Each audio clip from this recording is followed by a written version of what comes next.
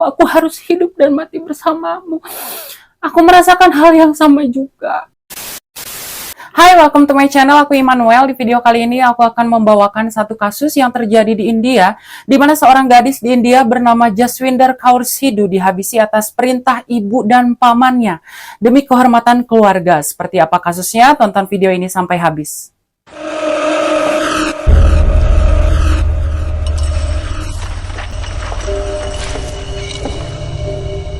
Jaswinder Kaur Sidhu, dikenal dengan nama Jassi, lahir di Maple Ridge, British Columbia, Kanada, pada tanggal 4 Agustus 1975. Ia lahir dari keluarga kaya yang bermigrasi dari India Utara ke Kanada. Jassi bersekolah di sekolah menengah Pitt Meadows. Kemudian Jassi melanjutkan pendidikannya di Sekolah Kecantikan Maple Ridge School of Aesthetic. Dan setelah lulus, dia bekerja di sebuah salon kecantikan Peaches and Cream di Maple Ridge. Aku akan spill sedikit tentang latar belakang keluarganya Jassi. Jadi keluarga Jassi sudah tinggal dan menetap di Kanada sejak tahun 1970. Ibunya Jassi bernama Malkiat Kaur Sidhu, ayahnya bernama Bak Kaur Singh, dan Jassi memiliki satu saudara laki-laki. Di Kanada, mereka keluarga adalah petani beri yang sukses. Pokoknya isinya strawberry, blueberry, blackberry, raspberry, pokoknya beri-berian lah. Di samping itu, mereka adalah keluarga yang konservatif dan taat. Mereka menganut agama Sikhisme dan menjunjung tinggi budaya Punjabi. Suatu hari, ayahnya Jassi didiagnosis mengidap skizofrenia. Keluarga Jassi akhirnya dikepalai oleh pamannya yang bernama Surjit Singh Badhesa. Dia ini kakak laki-laki dari ibunya Jassi dan merupakan anak tertua di keluarga ibunya Jassi, menggantikan ayahnya Jassi. FYI, kalau emang budaya mereka kan emang begitu, kalau suaminya tidak sanggup mengepalai keluarga, mau nggak mau join family kan. Dan pada akhirnya keluarga Jassi tinggal bersama di sebuah rumah yang dihuni oleh 3 generasi. Keluarganya Jassi, keluarga pamannya Jassi, dan sepupu-sepupunya Jassi. Ya join family tadi, jadi satu rumah dihuni beberapa keluarga. Nah, sejak Surjit mengepalai rumah tangga keluarganya Jassi, intinya dari mulai urusan penting sampai remeh-temeh sekalipun harus atas dasar ACC-nya Surjit. Hal itu ternyata membuat Jassi tidak nyaman dan dia tidak boleh keluar rumah sendirian dan harus ditemani oleh salah satu anggota keluarganya. Pokoknya dia nggak boleh pacaran, dan dia juga nggak boleh berpakaian ke barat-baratan. Jadi kemana-mana pakaiannya harus Punjabi gitu. Nah, suatu hari pada bulan Desember 1994, Jassi dan keluarganya berkunjung ke kota Jagraon di India, tepatnya di desa Konke Kosha, kampung halaman ibu dan pamannya. Kemudian dia bertemu dengan seorang laki-laki desa yang tampan bernama Sukhwinder Singh Sidhu, yang sering dipanggil Mitu. Next, panggilnya kita Mitu aja ya, Bang Mitu gitu ya. Bang Mitu adalah seorang atlet kabadi lokal, tahu kan olahraga kabadi? Kalau di kita namanya gobak sodor atau galasin. Hanya berbeda aturannya, yang tahu boleh komen deh. Nah, Bang Mitu ini terkenal sebagai pemuda paling tampan di desanya. Jadi biasanya anak-anak perawan di sana pasti gosipin kayak gini. Ada atlet kabadi yang ganteng loh. Siapa tuh namanya tuh? Mitu. Gitu loh ya. Nah, cuma memang Bang Mitu ini berasal dari keluarga yang nggak mampu, dan Bang Mitu berprofesi sebagai pengemudi bentor atau becak motor. Gosip tentang adanya atlet kabadi yang ganteng ternyata sampai ke telinganya si Jassi. Penasaran kan dia? Dipikirnya siapa sih? Aku persingkat aja kali ya. Jadi mereka berdua itu ketemunya di bentor.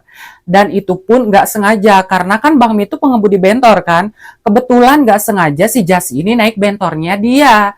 Kenalan lah, terus temenan. Lama-lama keduanya saling tertarik dan jatuh cinta. Emang nggak terlalu diceritain sih romansanya. Kita fokus ke kasusnya aja, oke? Sampai akhirnya mereka menjalani hubungan diam-diam selama 4 tahun. Bang Mitu bakal diam-diam menemui Jassi. Kemudian di bawah jendela rumahnya Jassi nih, Bang Mitu bakal muncul hanya sekedar untuk menemui Jassi. Gitu. Jadi cuma buat sekedar menggenggam tangannya Jassi gitu lah. Jadi kayak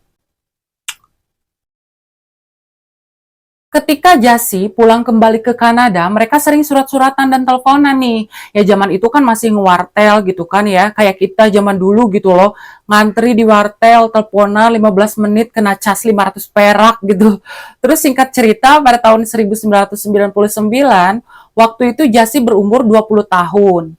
Pamannya Jasi sudah mempersiapkan pernikahan Jasi dengan seorang pria pengusaha kaya berumur 60 tahun. Calon suaminya Jasi seumuran sama pamannya, cuy, edan gak tuh? Emang sih tajir melintir, tapi antara 20 sama 60, ya najis di si Jasinya lah, gak enak di dia, gila. Jasi sadar, waduh, kayaknya mereka emang serius deh mau ngejodohin aku sama aki-aki. Ya aku maunya kawin sama Bang Mitu, gimana ya? Kayak gitu kan, terus Jasi sempat nanya ke ibunya, apakah nanti mereka akan datang kembali ke India? Ya ibunya jawab, ya iyalah, kan mau nyiapin segala sesuatu buat persiapan pernikahan kamu. Astaga, sempet curhat tuh kan si Jasi ke guru dan teman dekatnya. Intinya gini, dia bilang kalau sebenarnya dia takut sama keluarganya. Kalau sampai hubungannya dia sama Bang Mitu kebongkar, antara dia atau Bang Mitu yang bakal dihabisi. Dia juga curhat tentang perjodohan antara dirinya dengan aki-aki itu ya. Guru sama sahabatnya kaget lah, hah? Di tahun yang sama, mereka kembali ke India untuk mengatur pernikahan Jasi. Diam-diam, Jasi dan Bang Mitu bertemu. Saat itu Jasi menceritakan semuanya kepada Bang Mitu tentang rencana keluarganya. Mereka sempat berpelukan cukup lama dan Bang Mitu bilang, aku tidak bisa hidup tanpa kamu, katanya. Terus Jasi lepas pelukannya kan langsung dia ngomong ke Bang Mitu, gak pakai babi bucas Yesus, langsung bilang, nikahi adek Bang. Singkat cerita, ternyata bibinya Jasi tahu hubungan antara Jasi dan Bang Mitu. Dan justru bibinya Jasi merasa bersimpati sama ponakannya. Ya bibinya Jasi juga ngerasa agak gimana gitu dengan rencana perjodohan Jasi sama aki-aki itu.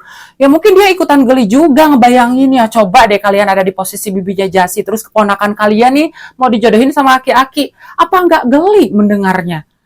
Kita aja yang bukan siapa-siapa terheran-heran ya kan? Nah, singkat cerita, di malam pernikahan antara Jasi dan aki-aki itu, Bang Mitu memberikan Jasi sebuah obat tidur untuk kemudian diberikan kepada bibinya, dan tugas bibinya adalah mencampurkan obat tidur itu dengan makan malam yang akan disantap oleh keluarga Jasi. Dicampur lah obat tidur itu ke makanan mereka kan, tidurlah mereka kayak orang kesirap.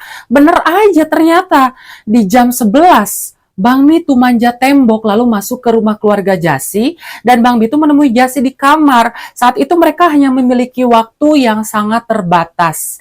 Dan dengan diam-diam, tanpa sepengetahuan keluarga Jasi, di tanggal 15 Maret 1999, malam itu juga mereka menikah di Gurdwara. FYI, Gurdwara itu gedung tempat ibadahnya orang-orang Sikhisme gitu ya. Sumpah ini Bollywood banget. Kayak di film-film India gitu loh. Beneran terjadi di dunia nyata. Nah, setelah pernikahan, Jasi kembali ke Kanada. Jasi sering sekali menulis surat buat Bang Mitu dan mengiriminya beberapa uang. Berharap suatu hari nanti suaminya bisa datang ke Kanada. Nah, di India, gosip-gosip tentang pernikahan Jasi dan Bang Mitu udah jadi rahasia umum. Ada nih salah satu penduduk desa di sana yang ngecepuin kabar itu ke keluarganya Jasi, entah sirik atau gimana kan. Sampai niat banget dia nelpon ibunya Jasi di Kanada. Dan sesuai dugaan, keluarganya murka mengetahui bahwa Bang Mitu adalah laki-laki dari desa yang sama dengan kampung halaman ibu dan pamannya Jasi. Dan yang lebih membuat mereka murka adalah bahwa Bang Mitu dan Jasi berasal dari satu klan yang sama, yaitu sama-sama Sidhu. Dan secara tradisi, pernikahan antara dua klan yang sama dianggap sebagai aib dan dipandang rendah. Selain itu, keluarga Jasi menganggap bahwa Bang Mitu ini laki-laki miskin.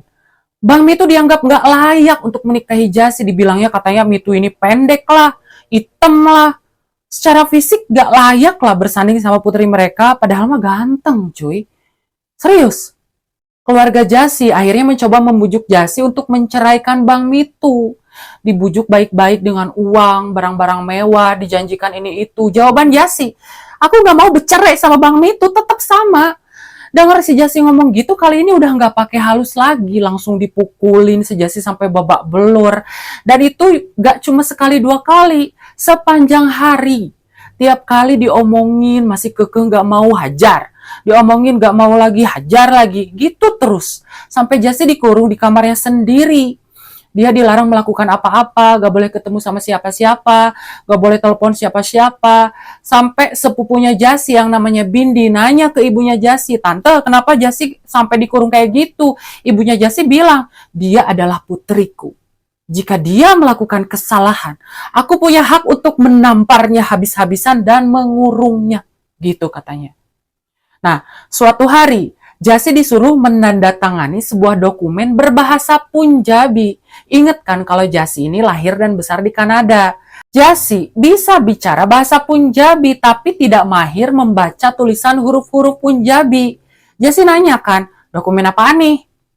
Kata ibunya, "Oh, ini dokumen untuk mempermudah urusan Mitu berangkat dari India ke Kanada. Dan dokumen itu juga bagian dari permohonan untuk mendapatkan status penduduk tetap Mitu di Kanada." Ya senang lah si Jussie melihatnya kan. Ditandatangani lah dokumen itu, serat-serat. Ternyata ditipu. Ditipu dia sama keluarganya. Itu dokumen isinya semacam pernyataan yang intinya kalau selama ini Jussie nikah sama Bang Mitu atas dasar paksaan, dan juga isinya narasi-narasi kalau selama ini Mitu melakukan pelecehan lah, perlakuan kasar lah, pernikahan di bawah todongan senjata lah. Aku nggak tahu satu-satu detailnya apa aja, tapi intinya dokumen itu adalah fitnahan dan tuduhan-tuduhan perbuatan kriminalnya Bang Mitu.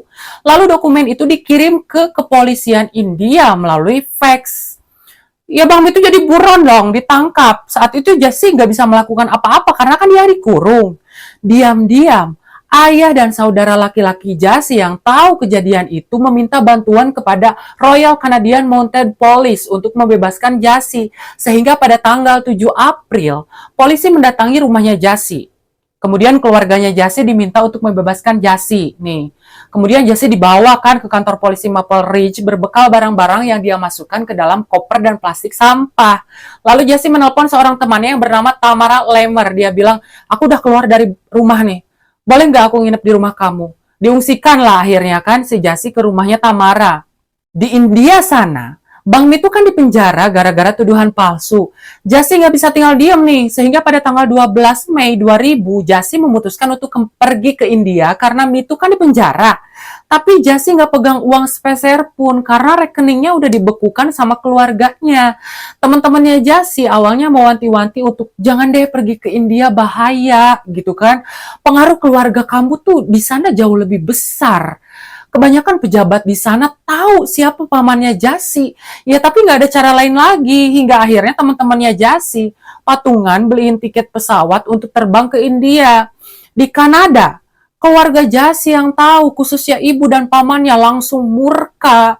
Sepupunya Jussie yang bernama Bindi sempat mendengar ibunya Jussie bilang gini, "Apa yang menunggunya di India adalah kematian," katanya. Udah nggak main-main ternyata. Nah, sementara di India, Jussie memberikan pernyataan kepada kepolisian India bahwa hal yang telah dituduhkan oleh keluarganya kepada Mitu adalah tidak benar, sampai akhirnya Mitu dibebaskan. Nah, kurang dari sebulan Jussie berada di India, mereka nggak tinggal di rumah keluarganya Bang Mitu, tapi mereka memilih tinggal di desa lain untuk bersembunyi atas saran dari ibunya Mitu. Lama tinggal terpisah sama keluarganya, Bang Mitu sempat khawatir sama keselamatan keluarganya. Jadi ya harus sering ditengokin kan, sampai segitunya ancamannya loh. Lalu pada tanggal 8 Juni, Jussie dan Bang Mitu memutuskan untuk mengunjungi rumah keluarganya Mitu. Mereka berboncengan nih ke rumah keluarganya Bang Mitu.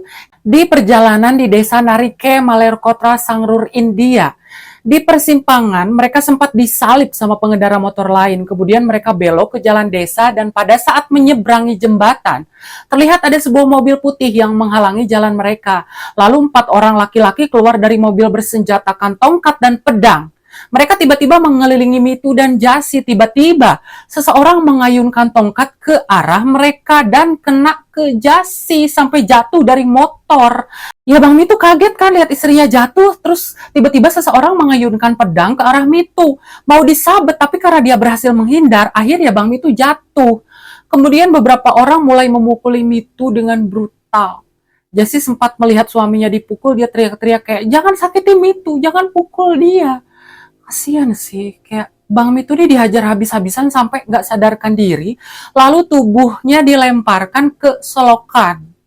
Nah, keesokan harinya, tanggal 9 Juni, Jasi ditemukan sudah tidak bernyawa di sebuah saluran irigasi di dalam air yang lokasinya 4 kilometer dari Kaunkekosha dalam kondisi yang mengenaskan. Berita penemuan Jasi sampai ke teman-temannya yang ada di Kanada. Mereka marah kan, kayak hancur, dan mereka langsung menuduh bahwa ini pasti perbuatan keluarganya Jasi yang sudah merencanakan kematian Jasi. Sementara itu di India, pihak berwenang yang menemukan tubuh Jasi menghubungi ibu dan paman Jasi di Kanada untuk mengidentifikasi jasad wanita itu apakah benar itu Jasi atau bukan, tapi mereka menolak, nggak mau ternyata. Sehingga akhirnya yang membantu mengidentifikasi jasad wanita itu akhirnya ayah, saudara laki-laki Jasi, dan orang tua Mitu. Dan kasus penemuan jasad Jasi ditetapkan sebagai kasus pembunuhan. Investigasi untuk kasus ini segera dilakukan. Saat itu polisi fokus dulu nih, nyari orang-orang yang memiliki catatan kriminal. Karena Jagrawan merupakan kota kecil. Jelas mudah bagi polisi untuk mengumpulkan para preman-preman yang ada di sana. Udah ada nih listnya, siapa aja tangkap si A, si B, si C, lalalala, cus, dikumpulin, habis itu satu per satu diinterogasi. Kalian pernah kan nonton film India yang tiap ada adegan polisi interogasi penjahat caranya kayak gimana? Nggak usah aku spill lah, pecinta Bollywood pasti tahu salam olahraga di sana. Agak lain soalnya. Intinya dibikin ciut sampai ke mental-mentalnya gitu ya. Sampai akhirnya preman-preman itu mau ngaku kalau bos mereka yang bernama Anil Kumar telah memerintahkan mereka untuk menghabisi Jasi dan Mitu. Dicari nih si Anil, dapat kan? Sama juga diinterogasi dia. Terus kemudian tiba-tiba dia menyebut nama Inspektur Joginder Singh yang nyuruh dia, dan dia dibayar sebesar 3 lakh rupiah untuk menghabisi Mitu. Diburu lagi tuh si Inspektur Joginder Singh. Nah, beberapa hari kemudian, Inspektur Joginder Singh berhasil ditangkap, dan menurut pengakuannya, dia dibayar oleh Darsan Singh, pamannya Jasi yang lain, atas perintah Surjit Singh, paman tertuanya Jasi. Kemudian orang-orang yang udah ditangkap ini menceritakan bahwa mereka sudah tahu tempat persembunyian Mitu dan Jasi di hari pembunuhan Jasi. Mereka sudah mengintai Jasi dan Mitu sejak dari rumah. Awalnya mereka berencana untuk menghabisi Mitu. Kan Mitu pas udah dihajar sampai nggak sadarkan diri terus dilempar ke kali kan. Nah, mereka mengira kalau Mitu udah tewas. Nah, mereka kemudian membawa Jasi ke sebuah rumah pertanian yang kosong milik keluarga Singh. Waktu itu, Jasi dalam keadaan pingsan, kemudian dia terbangun langsung histeris. Nah, para komplotan itu ngasih tahu ke Jasi kalau Mitu sudah tewas. Di waktu yang bersamaan, Malkiat, ibunya Jasi, menelpon Anil Kumar dan meminta untuk berbicara dengan Jasi. Intinya, Malkiat meminta Jasi untuk ayo kita pulang. Semuanya sudah selesai, katanya. Di situ Jasi langsung maki-maki ibunya, kan gak terima, dia marah. Dan Jasi sempat mengancam akan menceritakan semua perbuatan ibunya ke semua orang, supaya semua orang tahu siapa ibu yang sebenarnya, katanya. Lalu Anil rebutkan teleponnya, terus dia nanya ke Malkiat, terus sekarang di mana nih? Kata si Anil. Si Malkiat bilang, bentar, aku mau nanya dulu ke abang aku, si Surjit, katanya. Lalu Malkiat nelpon Anil lagi. Pokoknya pukulin si Jasi sampai dia bersedia pulang ke Kanada, suruh dia mau bersaksi di pengadilan untuk memberatkan Mitu di pengadilan. Mereka taunya kan Mitu udah gone, udah dead. Masih juga mau difitnah sama mereka. Dipukulilah si Jasi terus sampai babak belur. Tapi Jasi tetap pada pendiriannya. Ini para preman bingung kan. Si Anil nelpon lagi ke bosnya laporan kalau Jasi tetap kekeh nggak mau nurut dan memilih untuk lebih baik mati daripada harus nurutin ibunya. Terus Malkiat ngomong, ya udah, kalau Jasi tetap nggak mau nurut, kalian habisi saja dia, gitu katanya. Si Anil dapat perintah kayak gitu, ya ogah lah. Kan dari awal perjanjiannya cuma buat menghabisi Mitu doang. Nah, kali ini si Surjit yang ngomong di telepon, kalau kalian mau menghabisi si Jasi, bayaran kalian tak tambahin 2 kali lipat, katanya. Ya udah deal. Jasi dihajar habis-habisan, lalu lehernya digorok sampai Jasi kehilangan nyawa. Kemudian jasadnya dibuang gitu aja ke saluran irigasi seperti sesuatu yang tidak berharga. Nah, polisi berhasil menangkap 11 orang pelaku di India yang menghabisi Jassi, termasuk Anil Kumar, 8 anak buahnya Darshan Singh, pamannya Jassi, dan Inspektur Joginder Singh. Mereka didakwa dengan tuduhan penculikan, penganiayaan, dan pembunuhan. Dan Malkiat Kaur dan Surjit Singh ditetapkan sebagai dalang dari penghabisan nyawa Jassi. Namun kepolisian India membutuhkan proses yang panjang untuk kemudian Malkiat dan Surjit diekstradisi dari Kanada ke India untuk diadili. Bukti-bukti telah banyak dikumpulkan, di antaranya beberapa senapan laras panjang sandal milik Jassi, dan ada satu yang menarik perhatian. Sebuah pedang berukiran Satnam Wahai Guru. Kalimat itu melambangkan satu-satunya dewa sejati Sikhisme. Dan pedang itu yang digunakan untuk menggorok leher Jassi. Sementara Bang Mitu gimana? Dia selamat. Di tanggal 8 Juni itu sekitar tengah malam, Bang Mitu ditemukan oleh beberapa pegawai pabrik yang baru bubaran kerja. Mereka menyadari Mitu masih hidup, lalu mereka segera melarikan Mitu ke rumah sakit. Dan Mitu dalam kondisi tidak sadarkan diri selama beberapa minggu di rumah sakit. Sementara 3 bulan, Mitu tidak tahu kalau istrinya sudah meninggal. Begitu Bang Mitu sudah benar-benar sehat, baru keluarganya sama sahabat-sahabatnya ngomong kalau Jassi sudah meninggal. Jadi selama Mitu di rumah sakit pun, ada aja orang asing datang ke rumah Bang Mitu bawa senapan untuk menghabisi Bang Mitu dan keluarganya. Dia kayak random aja nembakin jendela-jendela rumahnya Bang Mitu. Tapi untungnya waktu itu rumah mereka kosong. Dan orang itu diduga suruhan ibu dan pamannya Jassi. Sejak saat itu, teman-temannya Bang Mitu bersatu nih, membentuk barikade untuk melindungi Bang Mitu. Jadi kemana-mana Bang Mitu dikawal terus sama teman-temannya. Mereka pada bawa senapan juga kan kemana-mana. Ibarat teman-temannya ini dengan sukarela jadi bodyguardnya Bang Mitu. Dan tentunya senapan-senapan itu diperbolehkan dan diberi izin oleh kepolisian India demi keamanan Bang Mitu. Jadi senjatanya juga nggak asal nyomot gitu loh guys.